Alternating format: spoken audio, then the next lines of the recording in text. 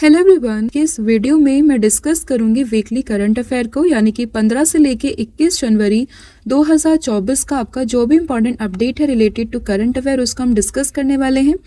ये पूरी वीडियो आपके सभी एग्जाम के पॉइंट ऑफ व्यू से काफी इंपॉर्टेंट होगी, तो उसको लास्ट तक जरूर देखिएगा। तो बिना देरी करे शुरू कर लेते हैं वीडियो को। और आज के हमारे वीडियो का पहला क्वेश्चन है, who has become the director general of Sashastra Seema बल यानी कि एसएसबी। तो पूछा गया है कि सशस्त्र सीमा बल के महानिदेशक कौन बने हैं। तो ये बने हैं दलजीत सिंह चौधरी। ऑप्शन नंबर जो बी है ये आपका यहाँ पर सही हो जाएगा कि दलजीत सिंह चौधरी ये बने हैं एसएसबी के नए महानिदेशक। अब देखिए, central government has appointed senior IPS officer Daljit Singh Chawdhary as the new director general of Sashastra Seema बल यानी कि एसएसबी के नए डीजी बने हैं IPS officer Daljit Singh Chawdhary. SSB की बात कर लेते हैं तो इसका मोटो ये है सर्विस सिक्योरिटी एंड ब्रदरहुड। काफी इंपॉर्टेंट है, कई बार पूछ लेते हैं एग्जाम में डायरेक्टली। हेडक्वार्टर है इसका न्यू दिल्ली में और फॉर्मेशन इसकी हुई थी 1963 में। नेक्स्ट क्वेश्चन है आपका, who has become the new monarch और किंग ऑफ डेनमार्क। तो देखिए, अगर हम बात करें डेनमार्क के नए सम्राट और राजा ये कौन बने हैं, तो ये बने हैं फ्रेडरिक एक्स। तो ऑप्शन नंबर जो ए है ये आपका यहाँ पर सही हो जाएगा। इमेज में आप देख सकते हैं ये है फ्रेडरिक एक्स जो बने हैं न्यू मोनार्क और किंग ऑफ डेनमार्क। अब देखिए, Frederik X become the new monarch of Denmark in January and जो उनकी मदर थी Margrethe second voluntarily abdicate as empress from which she was crowned. यानी कि जो उनकी माता थी ना मार्गरेट द्वितीय, इन्होंने अपनी इच्छा के अनुसार ही अपने इस पद को त्याग दिया था और उसके बाद में वो पद खाली हुआ। तो अब वहां के जो राजा बन गए हैं वो बन गए हैं उनके बेटे जो कि हैं फ्रेडरिक एक्स। डेनमार्क की अगर हम बात करें तो कैपिटल है इसकी कोपहेगन और करेंसी तो ये है डेनिश क्रोन। अगला क्वेश्चन है आपका, the tenure of which deputy governor of RBI यानी कि reserve bank of India has been extended for 1 year. यानी कि भारतीय रिजर्व बैंक के किस डिप्टी गवर्नर का कार्यकाल 1 वर्ष के लिए बढ़ा दिया गया है। तो इनका नाम है Michael Devvrat Patra. Option number जो बी है ये आपका यहाँ पर सही हो जाएगा। अब ये थे देखिए deputy governor of reserve bank of India और इन्हीं का टेन्योर ये वापस से 1 साल के लिए बढ़ा दिया गया है। और आरबीआई की अगर हम बात करें तो आरबीआई यानी कि रिजर्व बैंक ऑफ इंडिया जिसके गवर्नर अभी प्रेजेंट में है शक्तिकांत दास जी। स्टैब्लिशमेंट इसकी हुई थी 1934 1 अप्रैल को कोलकाता में और जो एक्ट था वो था 1934 का एक्ट। ठीक है, 1934 का ये एक्ट था लेकिन स्टैब्लिशमेंट ये हुई थी 1935 में। फाउंडर कौन थे, तो फाउंडर थे ब्रिटिश राज, क्योंकि जब ब्रिटिशर्स का राज था हमारे भारत पर उसी दौरान पे आरबीआई की स्थापना की गई थी। हेडक्वार्टर की बात अगर हम करें तो इसका हेडक्वार्टर ये है आपका मुंबई महाराष्ट्र में। अगला क्वेश्चन है, Lai Ching te has been elected president of which of the following country for the 3rd time. यानी कि लाई चिंग-ते किस देश के तीसरी बार राष्ट्रपति चुने गए हैं। तो इमेज में आप देख सकते हैं ये हैं लाई चिंग-ते जो कि तीसरी बार चुने गए हैं राष्ट्रपति कहाँ के, ताइवान के। ऑप्शन नंबर बी आप यहाँ पर याद रखेंगे। ते से आप याद रखना, ते से इनका नाम में ते आता है और ते से ही कंट्री का नाम है ताइवान। ठीक है, तो देखिए ताइवान की अगर हम बात करें तो कैपिटल है Taipei city, currency is new Taiwan dollar and first female president is ताई इंग वेन। तो ये भी आप याद रखेंगे। फिर है, who is the author of the book Gandhi a life in 3 campaigns. यानी कि गांधी जी अ लाइफ इन 3 कैंपेन। इस पुस्तक के लेखक कौन है, तो इस पुस्तक के लेखक है एमजे अकबर। ऑप्शन नंबर जो ए है ये आप यहाँ पर याद रखेंगे। ये आप देख सकते हैं बुक का फ्रंट कवर जो कि है Gandhi a life in 3 campaigns, जो लिखी है किसने, एमजे अकबर ने। फिर which tiger reserve has been given the status of the first dark sky park of India. यानी कि किस टाइगर रिजर्व को भारत के पहले डार्क स्काई पार्क का दर्जा दिया गया है। तो ये है आपका पेंच टाइगर रिजर्व यानी कि पेंच टाइगर रिजर्व। ऑप्शन नंबर जो बी है ये आपका यहाँ पर सही हो जाएगा।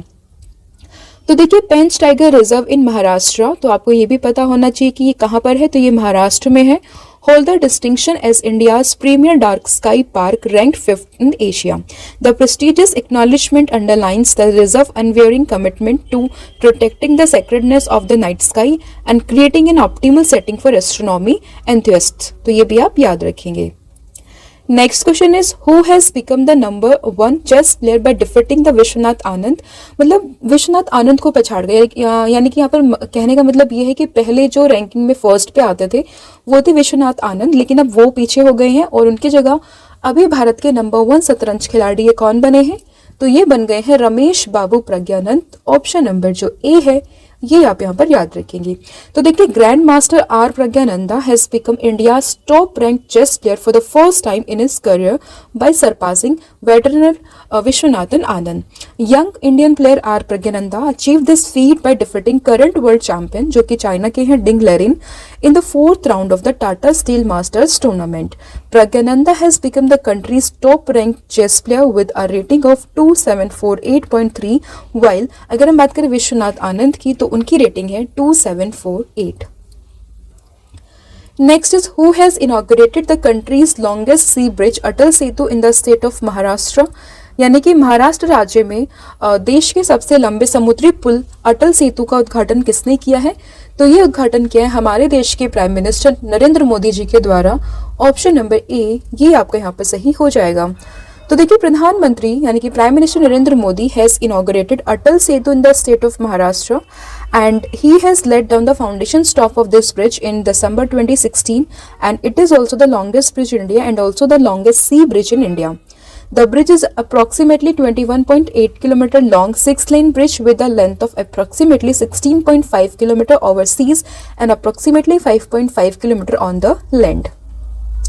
Next question is the famous classical singer of किराना घराना has passed away. What was her name? तो देखिए यहाँ पर पूछा गया कि किराना घराने की प्रसिद्ध शास्त्रीय गायिका का अभी निधन हो गया है, तो इनका नाम क्या था, तो इनका नाम था Prabha Atre. Option number A ये आपका यहाँ पर सही हो जाएगा। तो देखिए फेमस क्लासिकल सिंगर है Prabha Atre passed away in Pune and famous singer Prabha Atre was associated with the Kirana gharana of Hindustani classical music. अगर हम बात करें प्रभा अत्रे को कुछ और अवार्ड्स रिसीव हुए हैं जैसे कि Padma Vibhushan award in 2022, Padmashri award in 1990, Padma Bhushan award in 2002 and Natak academy awards in 1991। तो इसमें आपके लिए काफ़ी इंपॉर्टेंट हो जाता है पद्म विभूषण अवार्ड क्योंकि रिसेंटली ही मिला था और इनकी डेथ हुई है, तो ये क्वेश्चन भी आपके एग्जाम में पूछने की संभावनाएं बढ़ जाती हैं।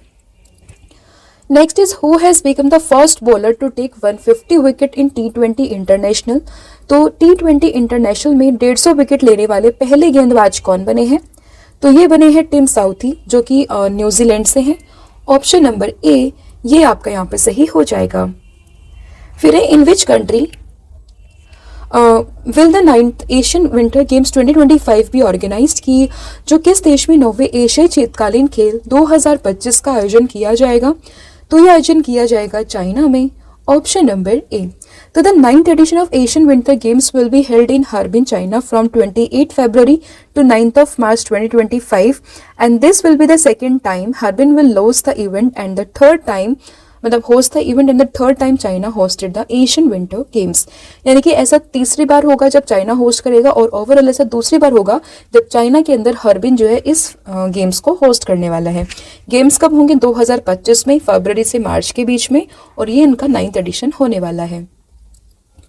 फिर है Bharat electronics limited has launch the state of the art auditorium Abhigyan in which city of Uttar Pradesh. तो देखिए अगर हम बात करें कि भारत इलेक्ट्रॉनिक्स लिमिटेड ने उत्तर प्रदेश के किस शहर में अत्याधुनिक सभागार अभियान ये लॉन्च किया है, तो ये किया है उत्तर प्रदेश के गाजियाबाद में।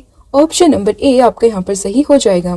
तो देखिए डिफेंस सेक्रेटरी हैं गिरिधर अरमान ने inaugurated Abhigyan of state of the art auditorium at the central research laboratory of defence civil services unit Bharat electronics limited in Ghaziabad and objective is to urge the collaboration more with domestic startups and incubators for the purpose of providing state of the arts technology product to the armed forces.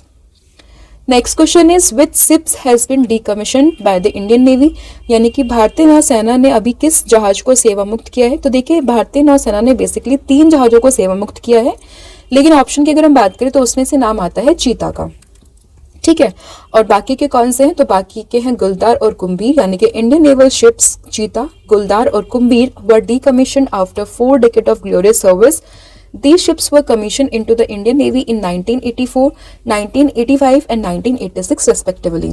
Naval chief की बात करें at present तो ये है are Hari Kumar, ये भी आप याद रखेंगे। Next is military maritime exercise Ayutthaya has been conducted between the navies of India and which country? तो देखिए अगर हम बात करें अयुत्या की तो ये हुआ है बेसिकली पहली बार भारत और थाईलैंड के बीच में, यानी कि in between of India and Thailand. तो ऑप्शन नंबर जो ए है ये आपको यहाँ पर सही हो जाएगा। तो the first bilateral maritime exercise Ayutthaya was conducted between the Indian navy and the royal Thai navy and it is a bilateral exercise between India and Thailand. Indigenously built Indian naval ships Kulish and INL CU-56 participated in this naval exercise, ये भी आप याद रखेंगे। Next question is which state government has created a separate sports department for the first time in January 2024? यानी कि जो हमारी किस सरकार ने बेसिकली किस राज्य सरकार ने 2024 जनवरी में पहली बार अलग खेल विभाग बनाया है? तो ये है आपकी बिहार सरकार। ऑप्शन नंबर बी आपका यहाँ पर सही हो जाएगा।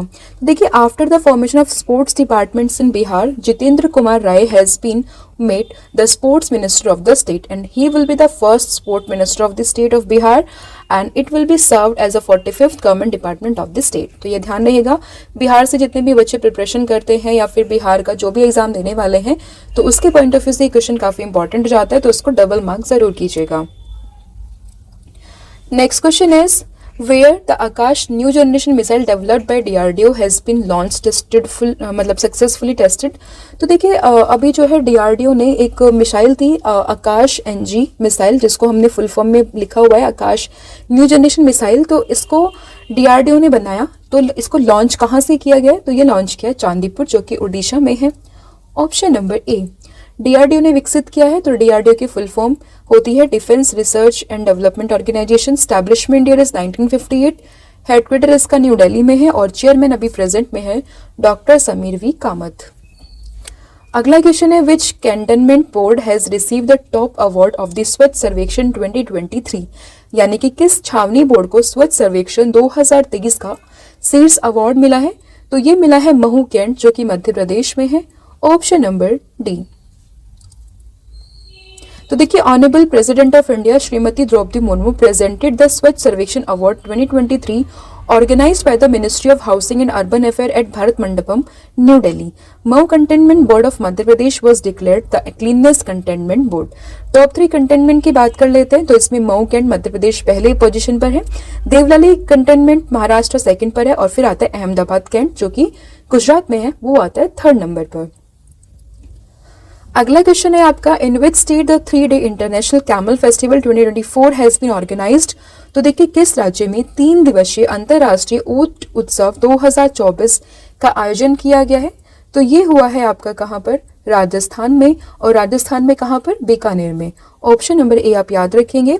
तो international camel festival was held in Bikaner जो कि राजस्थान में है from 12th to 14th January 2024 and the tourism department organise the 3-day international camel festival which started with the heritage walk in Bikaner district of Rajasthan. Next question is which has become the 3rd state of India to implemented the civil uniform code। तो देखिए अगर हम बात करें समान नागरिक संहिता को लागू करने वाला भारत का तीसरा राज्य तो ये बना है असम। Option number D. तो देखिए after Goa and Uttarakhand Assam become the 3rd state in India to implement the uniform civil code and Assam chief minister Himanta Biswa Sarma will implement the common civil code mention in article 44 of the Indian constitution in the entire state of Assam except the area of tribal communities, यानी कि tribal area को छोड़कर पूरे असम में जो है वो article 44 को लागू किया जाएगा। ये बात की है असम के मुख्यमंत्री हेमंत बिश्व शर्मा ने। फिर where was the first meeting of the high level core group between India and Maldives held. तो देखिए अगर हम बात करें कि जो मालदीव और भारत के बीच में जो बीच उच्च स्तरीय कोर ग्रुप की बैठक है वो कहाँ पर हुई है? तो ये हुई है मालदीव की राजधानी में ही, मालदीव की कैपिटल में जो कि है आपका माले। ऑप्शन नंबर ए आपका यहाँ पर सही हो जाएगा। तो देखिए the first meeting of the high level core group between India and Maldives were held in Male and the meeting discussed a wide range of issues including the bilateral cooperation on enhancing the partnership and taking steps to rapidly implement ongoing development cooperation project. Maldives की बात कर लेते हैं तो capital है माले, currency है Maldivian रुपया and president तो ये है मोहम्मद म्यूचू। अब देखिए रिसेंटली आपने सुना होगा मालदीव एंड इंडिया के बीच में काफ़ी कंट्रोवर्सीज हुई थी, तो उसी को लेके हमने एक अलग से पूरी डिटेल्ड वीडियो बनाई है, उसको भी आप जाकर चेक कर सकते हो। लिंक आपको डिस्क्रिप्शन में मिल जाएगी, अदरवाइज आप जाकर उसको हमारी वीडियोस में चेक कर लीजिए या सिंपल डाल दीजिए Lakshadweep versus Maldive by Ravi Aditi classes और बाय रवि सर, इस तरीके से आपको वो वीडियो देखने के लिए मिल जाएगी। फिर in which city of India Divya कला मेला 2024 हैज बीन ऑर्गेनाइज। तो देखिए अगर हम बात करें दिव्य कला मेला 2024 की, तो इसका आयोजन ये हुआ है नागपुर महाराष्ट्र में। Option number A, to empower entrepreneurship with disabilities, Divya Kala Mela is being organized in Nagpur, Maharashtra from 12th of January to 21st of January 2024. Through Divya Kala Mela, products and craftsmanships are showcased for disabled entrepreneur artisans from across the countries. Next is in which city the Ministry of Environment, Forest and Climate Change has organized the Climate Summit 2024. तो देखिए अगर हम बात करें कि शहर में पर्यावरण, वन और जलवायु परिवर्तन मंत्रालय ने जलवायु सम्मेलन 2024 का आयोजन किया है, तो ये हुआ है मुंबई महाराष्ट्र में। ऑप्शन नंबर ए आपका यहाँ पर सही हो जाएगा। अब देखिए क्लाइमेट समिट 2024 की बात करें तो ये हुई है कहाँ पर, जनवरी में मुंबई महाराष्ट्र में। टॉपिक था इसका decoding the green transition for India and objective is to involvement of government, civil society and communities and the conference was organised under the green climate fund readiness programme and UNDP India was the delivery partner of this summit. फिर which state government has launch mission 60,000 to provide employment for the youth. तो देखिए mission 60,000 की शुरुआत ये basically करी है Haryana government ने। Option number A, तो देखिए chief minister Manohar Lal Khattar announced mission 60,000 to take 60,000 poor families out of the BPL category in the state, and employment opportunity will be provided to 60,000 youth from families with annual income less than rupees 1.80 lakh. Next is in which country the second international Ayush conference started. तो अगर हम बात करें दूसरा अंतर्राष्ट्रीय आयुष सम्मेलन, तो इसकी शुरुआत हुई है दुबई यूएई में। ऑप्शन नंबर ए, तो देखिए the second international Ayush conference and exhibition began at the world trade centre in Dubai and it has been organised by Vigyan Bharat Manch and ministry of Ayush, and the 3-day event will run till 15th of January and will present Ayush, Ayurveda, Yoga, Unani, Siddha, homeopathy system for medicine and reliable healthcare system. फिर India's first highway steel slabs road section has been inaugurated on which national highway? तो ये हुआ है national highway 66 में। Option number A ये आपका यहाँ पर सही हो जाएगा। Next question is When is Armed Force Ex-Servicemen Day celebrated? यानी कि सशस्त्र बल भूतपूर्व सैनिक दिवस हम कब मनाते हैं? तो ये हम मनाते हैं हर साल 14th of January को। ऑप्शन नंबर बी आपका यहाँ पर सही हो जाएगा। तो देखिए 8th Armed Force Ex-Servicemen Day has been observed on 14th of January 2024 at various places across India to honor the ex-servicemen for their selfless duty and sacrifice and to strengthen the solidarity towards the next of kin of these brave hearts.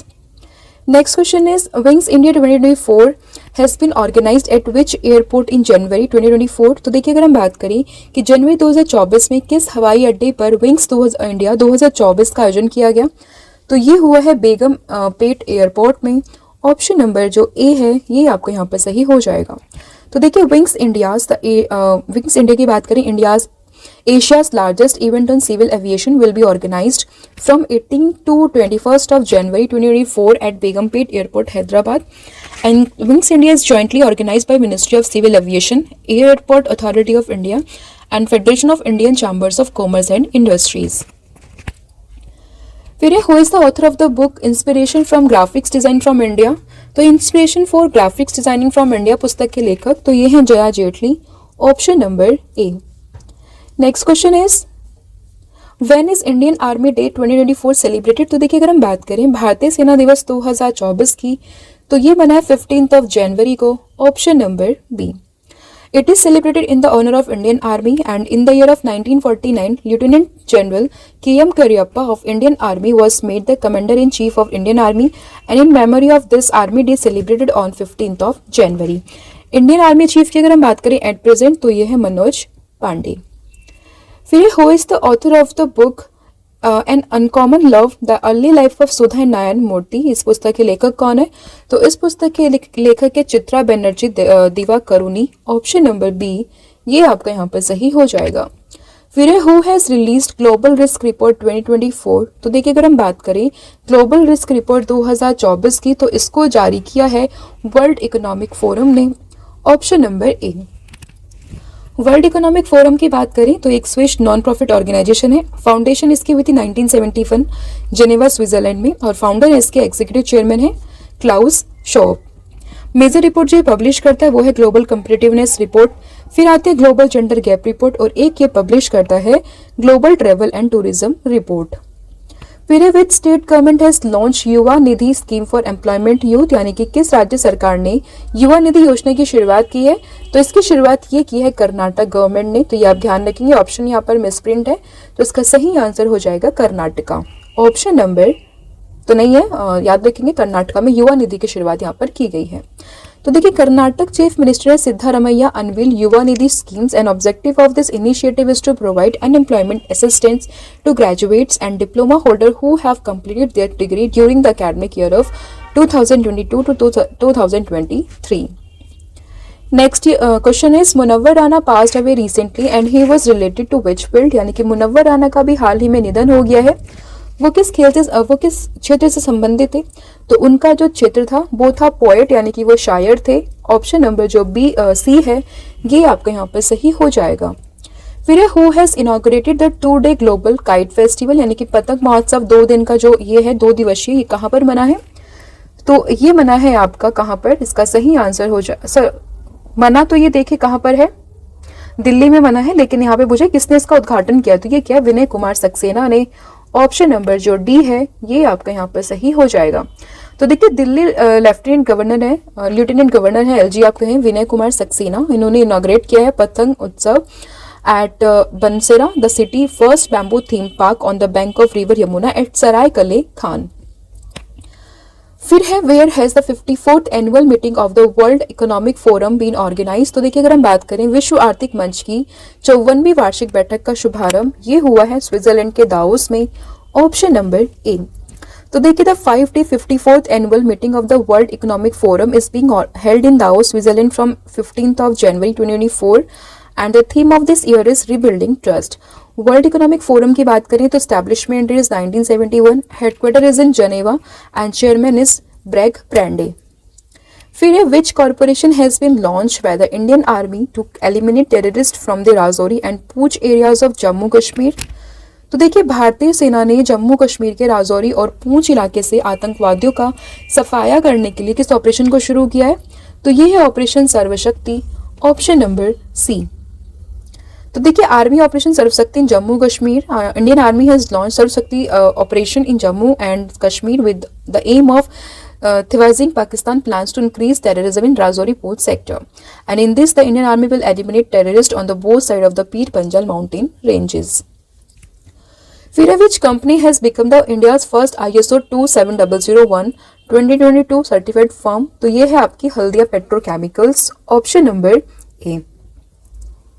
तो देखिए Haldia petrochemicals limited India's leading petrochemical company has become the first ISO 27001 certified petrochemical organisation in the industry by the BSI, यानी कि British standard institution. फिर in which state the India's international science festival 2023 has been organised, देखिए किस राज्य में भारत अंतर्राष्ट्रीय विज्ञान महोत्सव 2023 का आयोजन किया गया है? तो इसका आयोजन ये हुआ है आपका कहाँ पर? हरियाणा में। Option number A.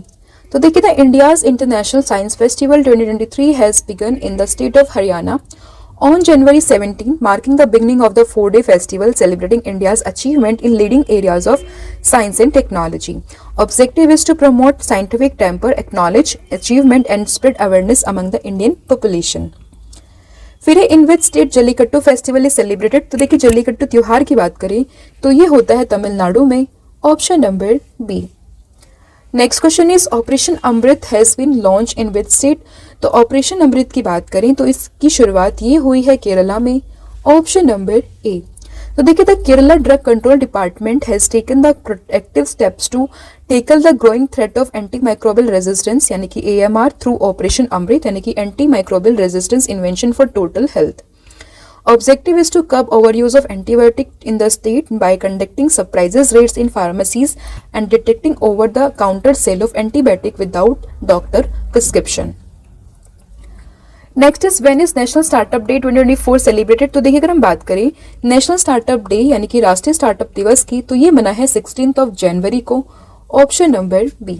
तो national startup day was officially announced on January 15, 2022 which was inaugurated the same year. Theme क्या है? Startups unlocking infinite potential. फिर in which state the cattle festival Kanuma is being organise. तो देखिए, अगर हम बात करें मवेशियों का त्योहार जो कि है कनूमा, ये कहाँ पर मनाया गया है? तो ये मना है तेलंगाना में. Option number A. तो देखिए, Telangana people celebrated Kanuma the festival of cattle on the third day of Makar Sankranti festival and it is celebrated also in the Andhra Pradesh. An important attraction of this festival is bullfight and battle on cattle, betting on cattle known as Pashuvala Panduka. Next question is, in which state the world famous धनु यात्रा has been started. तो विश्व प्रसिद्ध धनु यात्रा की शुरुआत कहाँ पर हुई है? तो ये हुई है उड़ीसा में. ऑप्शन नंबर ए, ये आपका यहाँ पे सही हो जाएगा. तो देखिए, वर्ल्ड फेमस बारगढ़ 76 धनु यात्रा started in Orissa and will continue till 25 January. The धनु यात्रा symbolising the victory of good over evil was started in Bargarh in 1947 to 48 as a part of country's independence celebration and now organized every year. This festival is based on Krishna Leela and will showcase the mythological story of Krishna and his maternal uncle Kansh. Next question is who has been named the ICC Player of the Month for December 2023. यानी कि दिसंबर 2023 के लिए ICC ने player of the month ये किसे चुना है? तो ये चुना है मेल कैटेगरी में तो चुना है पैट कमिंस को, और फीमेल कैटेगरी में अगर हम बात करें तो चुनी गई है दीप्ति शर्मा. यानी कि ऑप्शन सी जो है आपका यहाँ पे सही हो जाएगा, बोथ ए एंड बी. अगला क्वेश्चन है, लेकिन उससे पहले हम आईसीसी के बारे में थोड़ा जान लेते हैं. आईसीसी की बात कर लेते हैं. तो हेडक्वार्टर है इसका दुबई में यानी कि UAE में. स्टैब्लिशमेंट हुई थी 1909 में. CEO तो ये है जियोफ एलार्डियस. चेयरमैन तो ये है Greg Barclay. Next is who has been become the first woman neutral umpire appointed by the International Cricket Council for a bilateral series. यानी कि द्विपक्षीय श्रृंखला के लिए अंतर्राष्ट्रीय क्रिकेट परिषद के द्वारा नियुक्त पहली महिला तटस्थ अंपायर कौन बनी है? तो ये बनी है शू रेडफर्न. ऑप्शन नंबर ए, ये आपका यहाँ पर सही हो जाएगा. तो देखिए, England shoe Redfern will be the first female neutral umpire appointed by the international cricket council in the upcoming Women T20 International Series between Australia and South Africa. Next is who will be honored with Assam Vaibhav Samman. यानी कि असम वैभव सम्मान से किसे सम्मानित किया जाएगा? तो ये सम्मानित किया जाएगा रंजन गोगोई को. जो ये इमेज में आप देख रहे हैं, ये है रंजन गोगोई, जिन्हें सम्मानित किया जाएगा असम वैभव सम्मान से. ऑप्शन नंबर बी, ये आपका यहाँ पर सही हो जाएगा. तो देखिए, former chief justice of India Ranjan Gogoi will be honoured with Assam highest civilian award Assam Vaibhav and athlete Hima Das will be honoured with the Assam Saurabh award. Ranjan Gogoi की अगर हम बात करें तो he was the 46 CGI of India and the first जज from the north east to hold the post. Next is who has become the new president of Guatemala. यानी कि Guatemala के नए राष्ट्रपति कौन बने हैं?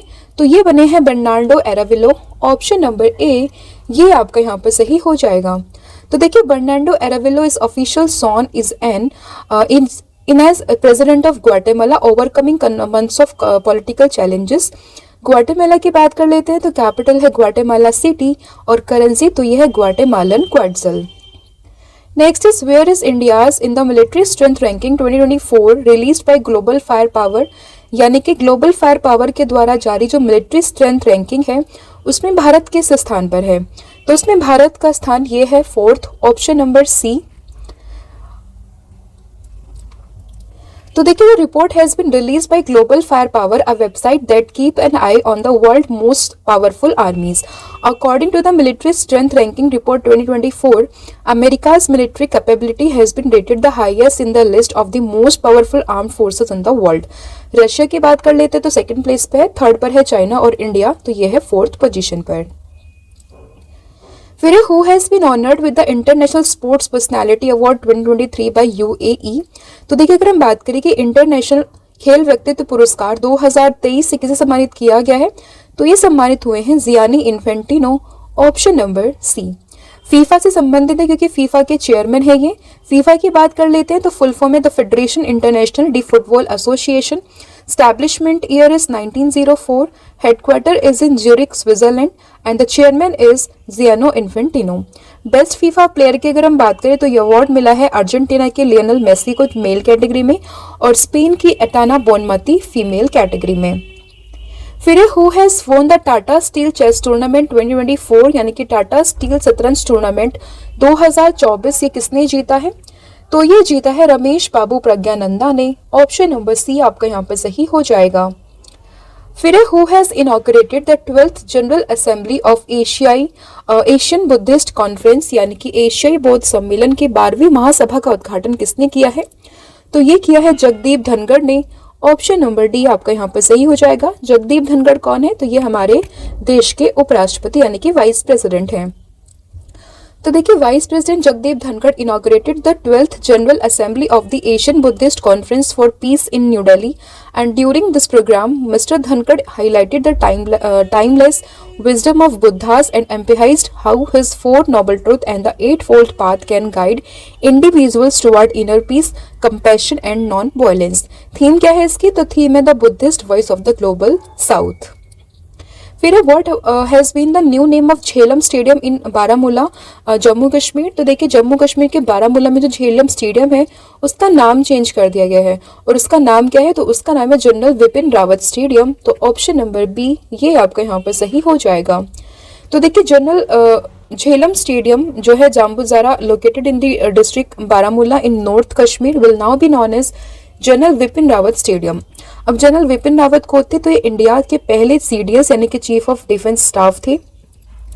ठीक है, तो इन्हीं के नाम से अब ये जाना जाएगा, ये ध्यान रखना है आपको. फिर which state government has launch the my school my pride campaign for the upliftment of education, यानी कि किस राज्य सरकार ने शिक्षा उत्थान के लिए माई स्कूल माई प्राइड अभियान की शुरुआत की है? तो ये किया हिमाचल प्रदेश की सरकार ने, यानी कि हिमाचल प्रदेश गवर्नमेंट ने. ऑप्शन नंबर ए ये आपका यहाँ पर सही हो जाएगा. तो देखिए, Himachal Pradesh state government has launch the my school my pride initiative urging individual and organisation to adopt a school for their choice. Objective of this campaign to facilitate career counseling, provide guidance, remedial teaching and the conduct additional or special classes for yoga training. फिर the oldest Olympian and former hockey player has died at the age of 95. What was his name? तो इनका नाम था Ajit Singh Gill. Option number A. तो देखिए, Singapore के oldest Olympian and former Indian origin national hockey player हैं अजीत सिंह गिल. इनका 95 वर्ष की आयु में निधन हो गया है, तो ये आपको ध्यान रखना है. फिर with state government has launch महातारी वंदना योजना 2024, यानी कि महातारी वंदना योजना 2024 की शुरुआत किस राज्य सरकार ने की है? तो ये की है छत्तीसगढ़ गवर्नमेंट ने. ऑप्शन नंबर बी ये आपका यहाँ पे सही हो जाएगा. फिर in which state the 9th edition of international balloon festival has been organise. तो देखिए, अगर हम बात करें अंतर्राष्ट्रीय गुब्बारा महोत्सव की तो ये हुआ है तमिलनाडु में. Option number B. तो देखिए, the 9th edition of Tamil Nadu international balloon festival began in Pollachi. The festival was inaugurated by the president of chamber जी commerce Pollachi and D Gopalakrishna did it. मतलब इन्होंने इसका किया है क्या? इनॉग्रेशन. यहाँ पर थोड़ी ये टाइपिंग मिस्टेक हो रखी है. ठीक है. And this event was organised by Tamil Nadu tourism in collaboration with the global media box. फिर who has launched a series of commemorative prestige stamps dedicated to the Ram temple of Ayodhya. तो देखिए, अयोध्या का राम टेम्पल काफी चर्चित है. इनॉग्रेशन होने वाली है 22 जनवरी को. तो उसी में आपसे पूछा गया कि नरेंद्र मोदी जी के द्वारा इन्होंने एक जो है ना सीरीज लॉन्च करी है स्टैम्प्स की. तो ऑप्शन नंबर जो बी है ये आपका यहाँ पे सही हो जाएगा. तो देखिए, Narendra Modi unveiled commemorative postal stamps on the Ram Janmabhoomi temple and a book of stamps featuring lord Ram globally and the stamp collection include images of Ram temple, lord Ganesha, lord Hanuman, Jatayu, Kevat Rajan, Maa Shabari. FIRE, which has become the most valuable listed public sector undertaking company on the basis of the market capitalization by overtaking State Bank of India. तो देखिए, भारतीय state bank को पछाड़कर बाजार पूंजीकरण के आधार पर सबसे मूल्यवान सूचीबद्ध सार्वजनिक क्षेत्र की उपक्रम ये कौन सी बनी है? तो ये बनी है आपकी लाइफ इंश्योरेंस कॉर्पोरेशन, यानी कि option number C. Life insurance की अगर हम बात करें तो प्रेसिडेंट है इसके सिद्धार्थ मोहंती, फाउंडर हैं गवर्नमेंट ऑफ इंडिया, स्टैब्लिशमेंट हुई थी 1956 और हेडक्वार्टर है इसका मुंबई में. Next is who has inaugurated the statue of social justice. तो social justice statue of social justice का जो ये स्टैच्यू है ये इनॉग्रेट किया है YS जगनमोहन रेड्डी ने. ऑप्शन नंबर बी आपका यहाँ पर सही हो जाएगा. तो देखिए, the world tallest statue of doctor Bhimrao Ambedkar was inaugurated in Vijayawada, Andhra Pradesh, and it's height is 206 feet from the ground. This statue has been named the Statue of Social Justice and it will be included in the list of top 50 tallest statue in the world. फिर एक Kachchhi Kharek dates of which state has receive the GI tag, यानी कि कच्ची खरेक खजूर जो है एक प्रकार का फल है, ये किस राज्य का GI टैग इसको प्राप्त हुआ है? तो ये हुआ है गुजरात से. Option number A. तो देखिए, Kachchhi Kharek dates of Gujarat state has got GI tag status and Kachchhi Kharek the indigenous state of Kutch has become the second fruit of Gujarat to get GI tag after Gir, Kesar, mango. यानी कि गुजरात में दो फ्रूट्स को GI टैग मिला हुआ है. पहला तो आपका हो गया ये मैंगो वाला, केसर मैंगो, और दूसरा ये हो गया है कच्ची खरेक डेट्स को. ठीक है. फिर who has release the book fertilising the future, Bharat march towards fertiliser self sufficiency. यानी कि ये बुक किसने लॉन्च की है जिसका नाम है fertilising the future, Bharat march towards fertiliser self sufficiency. तो सही आंसर है इसका जगदीप धनखड़, जो कि हमारे देश के उपराष्ट्रपति हैं. Option number B. फिर in which state the 9th Pakke Paga hornbill festival has been organise. तो ये हुआ है कहाँ पर? ये हुआ है आपका अरुणाचल प्रदेश में. Option number A. तो देखिए, the 9th Pakke Paga hornbill festival is organised in Arunachal Pradesh from January 18 to 2024 and it belongs to the largest tribal group of Arunachal Pradesh and objective is to raise awareness about the conservation of the endangered word-head hornbill. फिर which state has topped among the best performing states in startups ranking 2022, यानी कि जो startup ranking हुई है 2022 की, उसमें सबसे अच्छा प्रदर्शन करने वाले राज्यों में टॉप पर कौन सा राज्य है? तो ये है आपका गुजरात. Option number C. तो देखिए, Gujarat has been ranked as the best performer for the 4th consecutive time to the startup ranking award release by DPIIT. DPIIT मतलब department for promotion of industries and internal trade. Best performing states है यहाँ पर Gujarat, Karnataka, Kerala. Top performing state है Punjab, Rajasthan, Telangana. And leading state में top के उत्तर प्रदेश ने. State with ambitious leadership तो ये है Bihar. States developing emerging startups ecosystem तो ये है छत्तीसगढ़. फिर who will be honoured with Assam Saurabh award. तो असम सौरभ अवार्ड से सम्मानित किया जाएगा किसको? तो ये होंगे आपके हिमा दास. तो ऑप्शन नंबर ए आपका यहाँ पर सही हो जाएगा. कंफ्यूज नहीं होना है, जो ये रंजन गोगोई है इन्हें मिला है असम वैभव और असम सौरभ ये मिला है हिमा दास को. तो देखिए, former chief justice of India Ranjan Gogoi will be honoured with the Assam highest civilian award, जो कि असम वैभव, और असम सौरभ मिला है 4 लोगों को, जिसमें एक हिमा दास है जो कि एथलेटिक्स है, डॉक्टर किशन चंद नौरिया जो कि आर्ट एंड कल्चर से हैं, एल्विस अली हजारिका जो कि स्विमिंग से हैं, एंड नादीराम द्यूरी जो कि तीवा डांस से हैं. फिर according to Forbes record which is the strongest currency in the world. तो देखिए, फोर्ब्स की रिपोर्ट के अनुसार दुनिया की सबसे मजबूत करेंसी तो ये है आपकी Kuwaiti dinar. Option number A. तो देखिए, according to the Forbes report Kuwaiti dinar is the most powerful currency in the world. Second place पर आता है बहरीन करेंसी जो बहरीनी दिनार है. थर्ड प्लेस पर आता है ओमानी रियाल, और जो सबसे ज्यादा ट्रेड पर्पज से यूज करते हैं यूरो वो आती है 9th प्लेस पर, और US डॉलर का पोजीशन ये है 10th प्लेस पर. फिर which operation has been launch by Pakistan to attack Baluchi terrorist hideouts in Iran. यानी कि जो ईरान में बलूची आतंकवादी ठिकानों पर हमले के लिए पाकिस्तान ने किस ऑपरेशन को चलाया है? तो ये है ऑपरेशन मार्ग बार समाचार. ऑप्शन नंबर जो ए है ये आपका यहाँ पर सही हो जाएगा. तो देखिए, Pakistan has launch missile attack on Iran and killed several terrorist during an intelligence operation named मार्ग बार समाचार, and Pakistan has taken this action after attacking the bases of a terrorist organization in Balochistan, Iran. फिर who has become the brand ambassador of Rupee Prime Volleyball League 3. तो इसके brand ambassador ये बने हैं Hrithik Roshan, option number A. Next question is which is the India strongest brand in brand finance 2023 ranking. तो ये है आपका जियो, ऑप्शन नंबर ए। तो देखिए according to the latest report of global 500 2024 publish by brand finance, Jio remains the strongest Indian brand and Jio has become the strongest Indian brand by leaving behind life insurance corporation and state bank of India. LIC की बात करें तो 23rd position पर आता है इस list में, and SBI तो ये आता है 24th पर। अगला क्वेश्चन है आपका, who launch the new voter registration portal, जिसका नाम है नमो। तो इस पोर्टल को लॉन्च किया है किसने, JP नड्डा ने, ऑप्शन नंबर डी।